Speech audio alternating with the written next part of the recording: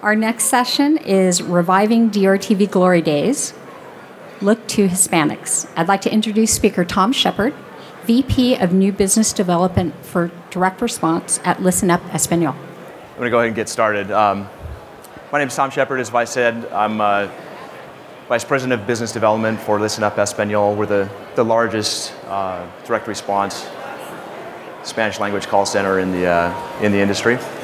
I'm really excited to be here. Got a lot of information to cover in a fairly short period of time here, so I'd go ahead and get a jump on it. I'd like to start off with a little bit of background and history. I've been in the business probably as long as some and not as long as others, but my first exposure to the direct response industry was in the early to mid 90s when I was with United Parcel Service, working with a lot of the fulfillment companies that were serviced in the industry back in the early days of direct response. And at the time, I found a very vibrant industry with great products, innovative products, entrepreneurial people, just a no limits spirit about what the business was all about and what the potential for the market was, not only for the marketers, but also for the service companies in the business. So I learned that this was a great business to be in and someplace where I wanted to be for a long time, and here I am close to 20 years later and still enjoying it and still loving the business.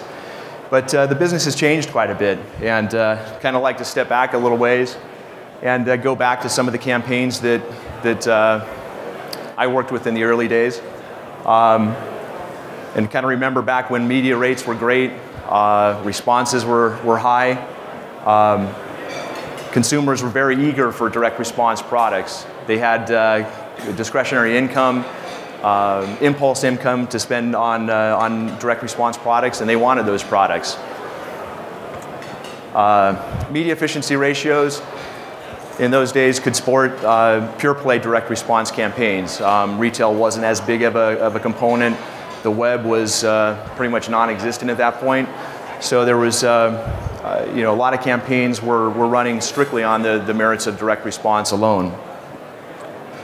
And additionally, there were, as opposed to now where you see maybe a couple of hits at a time, back in those days there were multiple hits, and they they were evergreen campaigns. They ran for a long time, and it was kind of the title of my discussion here, the glory days of direct response. It really was at that point.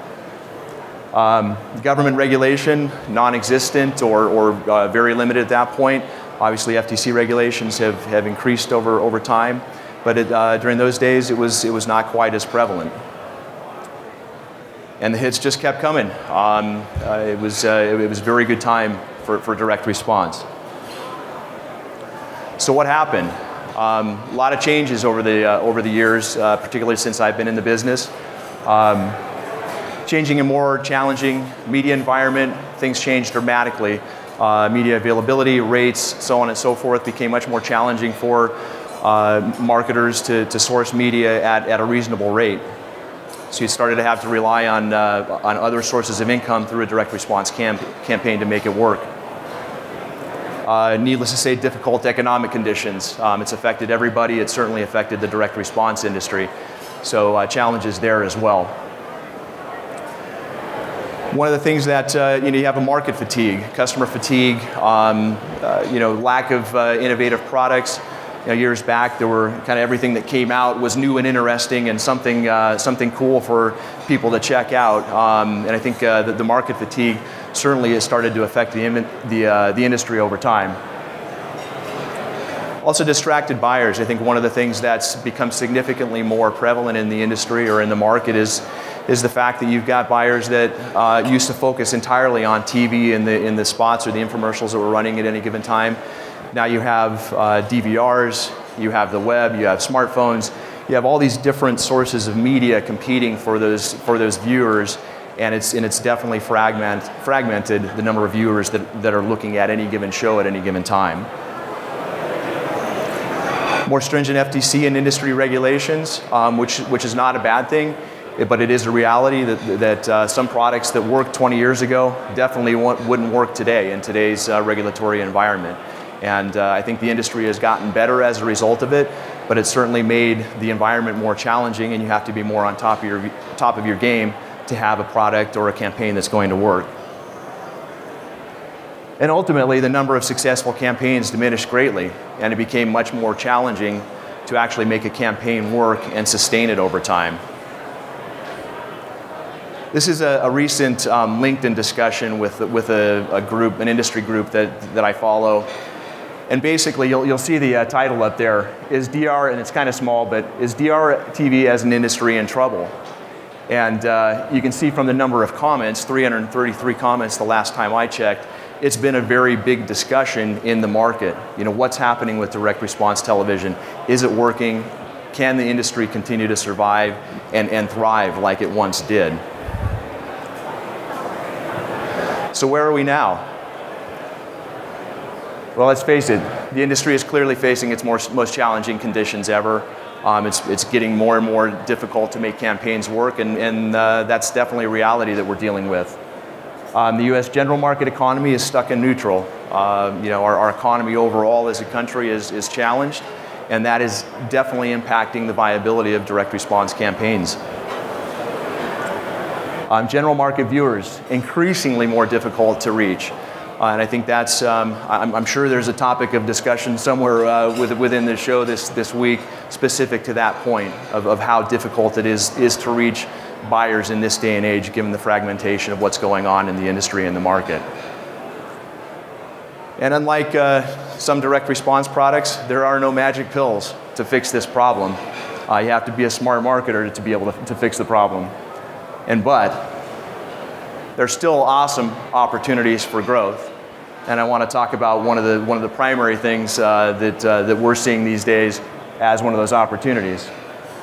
So what have smart and successful marketers in today's direct response realized? What I'd like to do is pull some excerpts from a book that Listen Up Español has published. That's actually in its second edition now. But basically some great input about the Spanish, the U.S. Hispanic and Latino market and what it's all about and what kind of opportunity it represents for not only general market advertisers, but also for marketers that are looking specifically to market to this demographic. So needless to say, today, to be successful, you need to address U.S. emerging markets. The U.S. Hispanic and Latino market is absolutely one of those. It's actually, if you were to take the Hispanic population in the United States, it would be a bigger country than the population of Canada. So you have a huge market right here in basically our own backyard, so to speak. U.S. population is the fastest growing segment in the United States by a long shot. So again, you have a population that's larger than the country of Canada, Australia, many other large markets around the world, and it's right here within our borders. One of the great things in contrast to some of the challenges that I was mentioning specific to the U.S. general market, Hispanics now have more discretionary income than any minority in the United States. So what does that mean? The purchasing power of the U.S. Hispanic population has surged and will be close to $1.3 trillion by 2015. It's a huge market, huge buying power, and to be ignoring it is definitely a mistake in this direct response environment. During the past decade, as you see, the rate of growth was more than 2 times the overall national rate.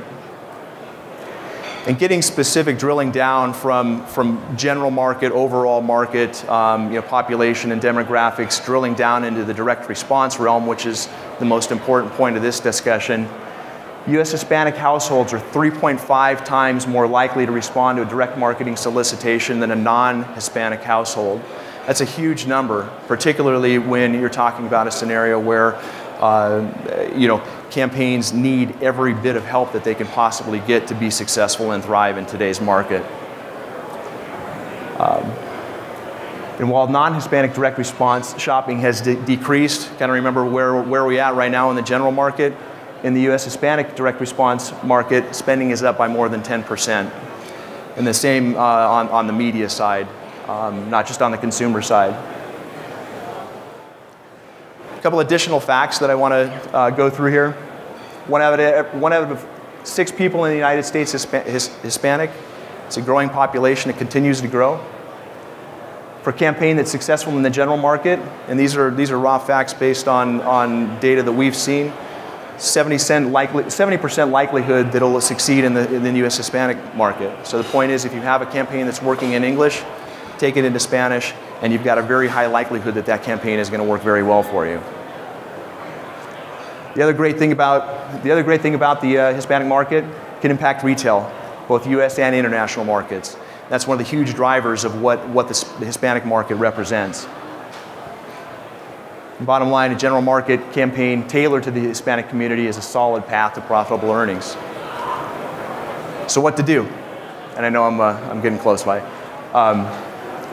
Isn't it time to see what this awesome market can do for your campaign? Transcreating, the process of taking an English show and turning it into a campaign that will work in the U.S. Hispanic and Latino market, it's the quickest path to get into the market. You don't have to film a new production. You don't have to have hosts that are Spanish speaking or whatever. You can take an English show, do the dub work, do voiceover, and get it into market very quickly. Bottom line is, the one thing you really need to do, though, is speak to the market in its native language, in the language that the demographic loves. They communicate. They may be able to communicate in English as well, but the point is they love speaking in that language. So you want to make sure that the creative is done in that language, and you also want to make sure that all your communication to those customers is in the language as well. Bottom line, a small investment in the market can pay big dividends. One of the real key things, you got to be patient though in trying the market out. We see sometimes marketers that just kind of jump in, take a look at it, don't really give it time to develop and thrive, and pull out too quickly from our perspective. You got to be patient and be willing to make the investment and say, this is an integral part of my marketing, my overall marketing mix. And the other thing is choose solid and experienced partners. That's a really critical component. You want to make sure that you're working with partners that have the experience in the U.S. Hispanic market, live and breathe the language, and do it on a daily basis. So what are you waiting for? It's time to get involved in the U.S. Hispanic market. If you're interested in taking a look at the book that we've published, I've got copies of it over on the side of the room. I'm available for question and answer, and looking forward to the opportunity to be of assistance. Thanks very much.